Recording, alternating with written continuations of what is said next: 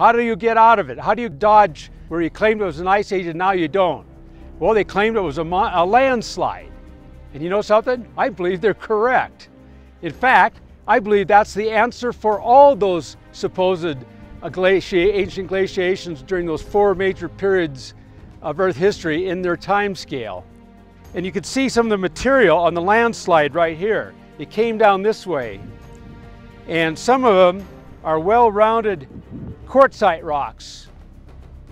And these quartzite rocks, we know where they outcrop. They outcrop about 100 miles to the west in central Idaho. That's the nearest outcrop is thick beds of quartzite. And they've been transported here in this area, and they're well-rounded. And there's also other types of debris in there that it picked up.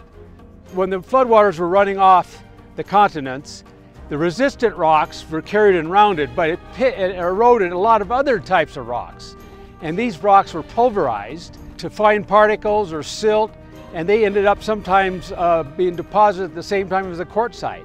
And in this location, a lot of times the quartzites are found within a finer grain matrix, and so that's why they thought that was the till characteristic. But all it is the finer particles eroded during the flood runoff and moving the quartzites 100 miles. Now think of it, during the flood, early flood, you had a lot of sediment form and tectonics going on, and then you'd have a lot of landsliding, and actually it'd be submarine landsliding, it'd be under the water.